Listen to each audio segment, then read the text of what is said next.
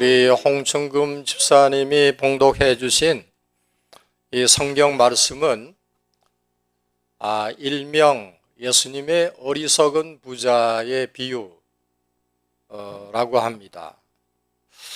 그 전하려고 하는 내용이 여기처럼 선명하고 또 뚜렷한 그 부분도 흔치 않습니다. 시작이 아주 이렇습니다. 한 부자가 그 밭에서 많은 소출을 얻게 되었습니다. 오늘 우리 아이들을 위해서 통역은 없애고 자막의 내용이 그대로 다 번역이 되어서 자막에 띄우고 있습니다. 그래서 시작이 이렇습니다. 한 부자가 그 밭에서 많은 소출을 얻게 되었다. 그런데 이 부자가 심중에 생각해서 말하기를 이 많은 곡식을 쌓아둘 곳이 없으니 어찌할꼬 하고 혼자 궁리를 합니다. 그러다가 18절에 가서는 내가 이렇게 하리라. 그리고 또 혼자 궁리하고 혼자 결단을 합니다. 그래, 내가 내 곡간을 헐고 더 크게 지어서 거기에다가 내 모든 곡식과 재산을 넣어두어야지.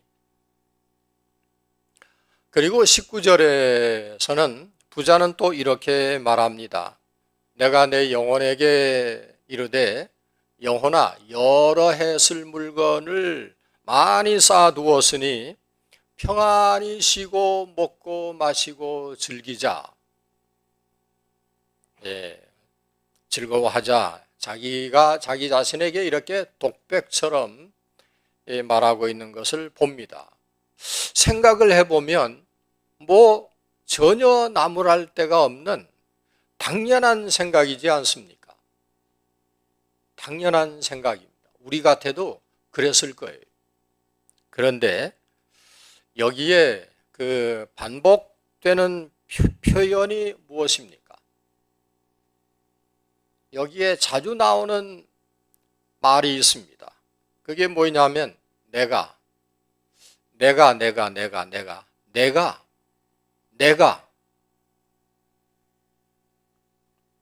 사실 그동안 이 농부가 한 일이라고 한 것은 씨앗을 갖다가 땅에다가 묻어두는 일이었습니다. 그러면 땅에 묻힌 그 씨앗이 발화가 되고 싹을 틔웁니다. 그리고 이렇게 조용조용하게 자라납니다. 그리고 있게 합니다. 이 일을 누가 합니까? 부자가 한 일입니까? 제가요, 오늘도 한번 이 얘기를 더 해야 될 것 같습니다. 우리 교회 교정에 감나무가 몇 그루가 있다고 그러는데 저는 한 나무밖에 모르는데 이 감이 열리지 않습니까? 열릴 때는 조그만 그 꽃은 없어지고 그 밑에다가 요만한 그런 감이 아주 작은 감이 열리면서 그 색깔이 검풀어요. 이게 또 자라고 자라는데 여전히 색깔이 좀 엷어지긴 했지만 검풀어요. 그런데 때가 되니까 색깔이 노랗게 되더라고요. 그런 다음에는 또 좀 지나니까 주황색이 되더라고요. 아주 보기에 보암직하고 먹음직하고 그런 감이 되더라고요. 따먹으라 하는 사인입니다. 누가 그렇게 하는 겁니까? 농부가, 여러분 중에 어느 누구가 그걸 칼날을 색칠을 한 겁니까? 부자가 색칠을 했습니까? 하나님이 있습니다. 하나님이 하셔요. 자고 세고 하는 중에 칼날을 변케 하고 그것이 놀놀하게 익어서 먹음직스럽고 보암직스럽고, 사람은 다만 물 주고 뭐 그 밑에 풀이 나면 자풀을 좀 뽑아주고 그리고 익으면은 거두어 드리는 그런 정도, 그 일이 사람이 하는 일의 고작입니다. 그런데 이 부자는 우리가 성경을 읽으면 내가 해서 다 내가 한 거야. 내가 한 거야. 얼마나 강조를 하는지. 내가 다 했어.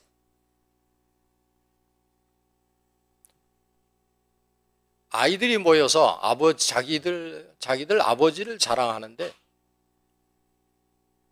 한 아이가 이렇게 아버지를 자랑합니다. 이 아이는 의사의 아들입니다.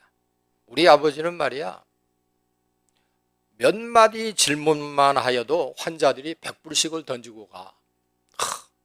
자랑스럽게 얘기함.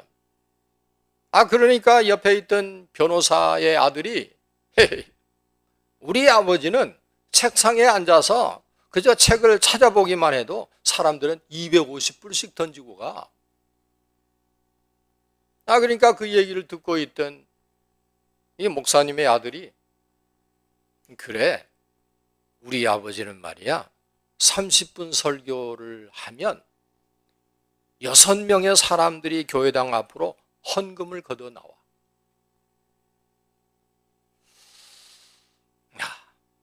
그렇게 아버지를 자랑합니다. 이 아이들에게도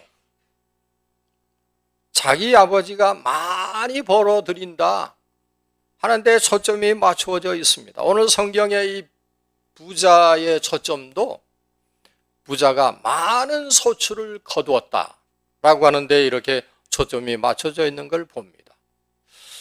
오늘날 우리 현대인들도 내가 뭘 잘해서 수확이 많아서 금년 절반기 2분의 1 분기 결산을 해보니까 순수익이 7만 불이 들어왔습니다. 목사님. 어느 분이 그러시대.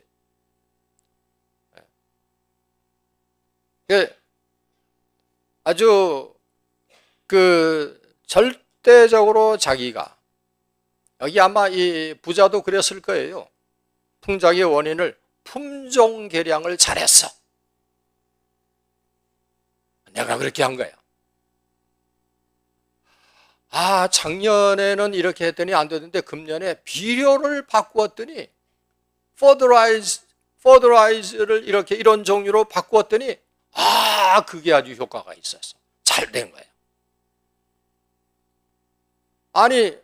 그동안엔 벌레약을 이런 걸 쳐왔었는데 벌레약을 바꾸었더니 이렇게 열매가 많이 열렸어.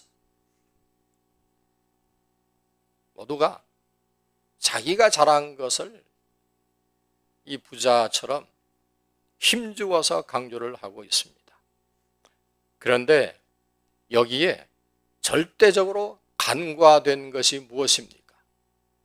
계절을 바꾸어 주시고 그리고 때 맞추어서 내려주신 비와 좋은 날씨에 그리고 열매가 딱 있게 만든 그런 따스한 햇빛을 비춰주신 이런 등등 이 풍작의 원인은 절대적으로 하나님 몫입니다.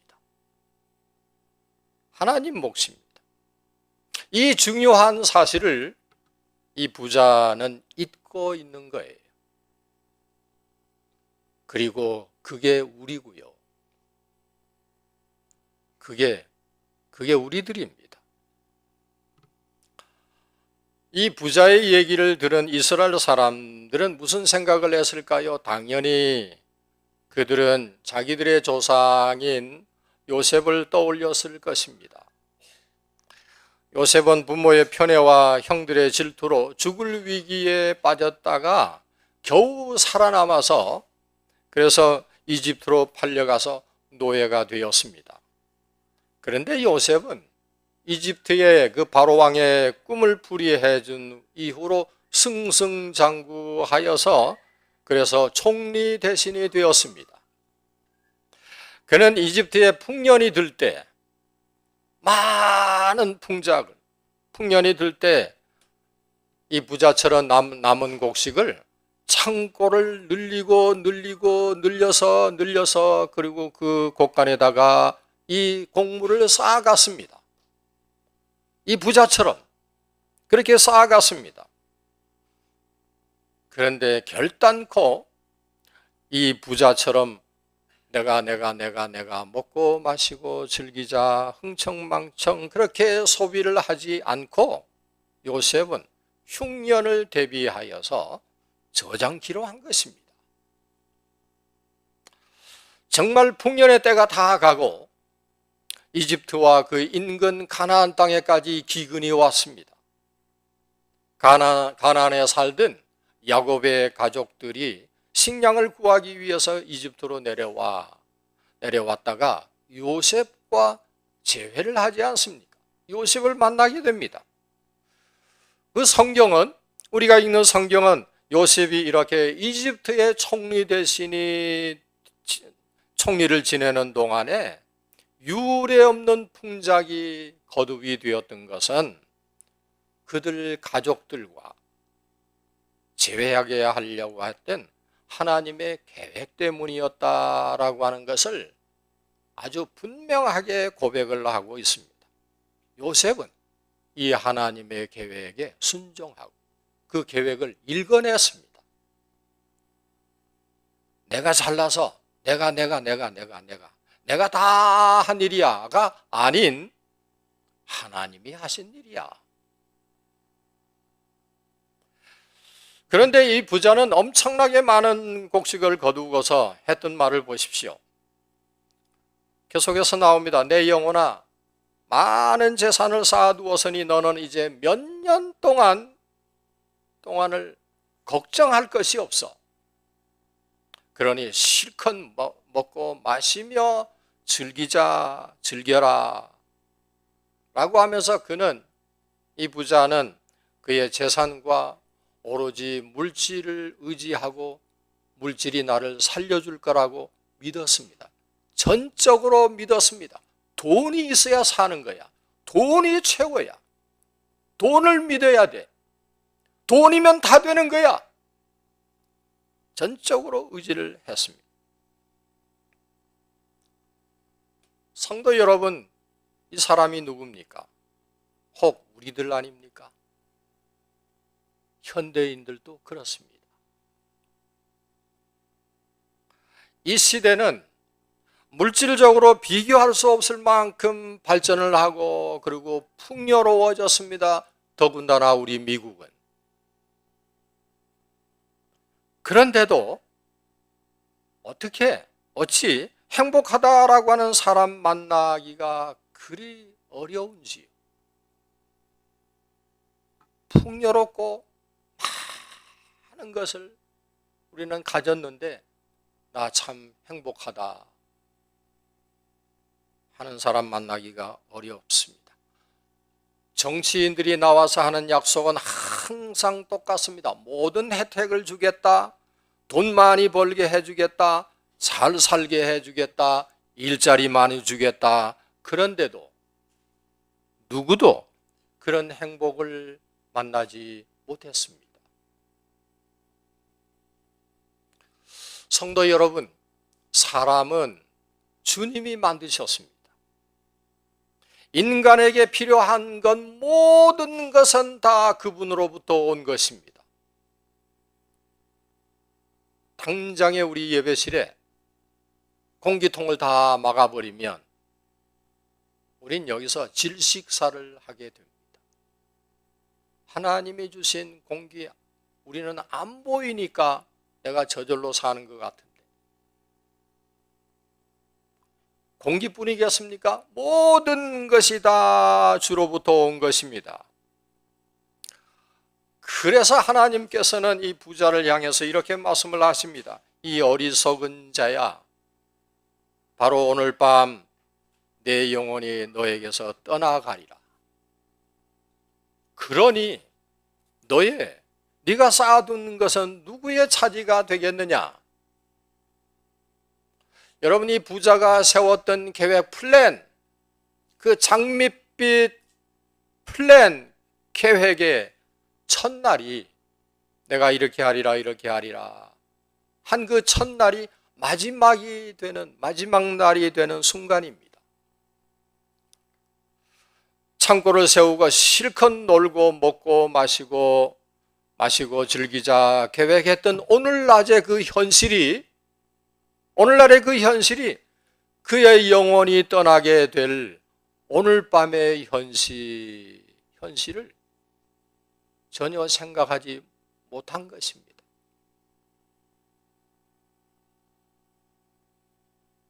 누가 최신실과 박근혜 대통령이 그리 될 줄 누가 알았겠습니까? 꼭꼭 아무도 모르게 나만 아는 거야. 너만 아는 거야. 우리만 아는 거야.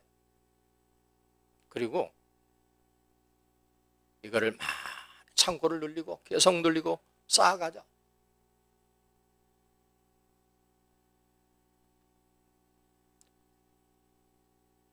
성도 여러분, 우리의 영혼을 도로 찾아가실 분이 계십니다.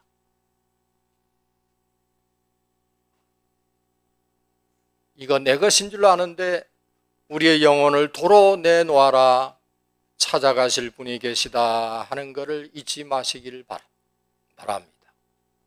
요즘 저는 이거를 더욱이 느낍니다. 우리 성도 여러분들의 아버지가 돌아가시고 어머니가 돌아가시고 자꾸 돌아가시는 이 사실을 잊고 사는 자를 어리석은 자라 그리 말씀을 하십니다. 그래서 만일 오늘 밤 그 영혼이 그를 떠나간다면 네가 쌓아둔 것이 과연 누구의 차지가 되겠느냐라고 물으신 것입니다. 여러분은 이 질문에 어떻게 대답을 하시겠습니까? 우리는 이 질문에 대한 대답을 내가 할 수 없다면 전도서에서 찾아볼 수 있습니다. 전도서는 우리가 쌓아둔 것들이 다 엉뚱한 대로 간다 라고 답변을 하고 있습니다. 전도서 2장 6절, 전도서 6장 2절입니다. 전도서 6장 2절에는 말씀하기를 재물과 부귀와 존귀를 하나님으로부터 받았으나 아쉬움 없이 누려보지도 못하고 다른 사람이 누리게 되나니 이것도 헛되도다. 이것이 부자가 어리석은 이유입니다. 그는 창고를 늘리는 데만 혈안이 되어 있었거든요. 성도 여러분, 우리는 돈에서 두 얼굴을 보아야 합니다. 하나는 하나님의 얼굴이고 다른 하나는 사람의 얼굴입니다. 돈과 물질은 내가 다른 사람들과 관계를 맺는 일에 필요할 뿐입니다. 돈이라고 하는 건 절대적으로 다른 사람과 관계를 맺는 일에 필요한 것이지 그 이상도 그 이하도 아닙니다. 모든 관계는 올바른 돈의 사용에서 맺어질 수 있습니다. 하나님과의 관계에도 돈을 바로 쓸 때 바른 관계, 그분과 바른 관계를 맺을 수 있고, 물질과 돈에서 하나님의 얼굴을 보는 동시에 인간의 얼굴도 볼 수 있는 사람이 그가 진정한 신앙인입니다. 그런 의미에서 네가 쌓아둔 것이 누구의 차지가 되겠느냐라고 하는 것은 우리도 늘 물어야 할 질문입니다. 우리가 살아가면서 우리도 늘 네가 쌓아둔 것이 누구의 것이 되겠느냐 이 질문을 가지고 바른 물질관, 바른 인간관계, 바른 하나님과의 관계를 추구해 나갈 수 있기를 주의 이름으로 축원합니다.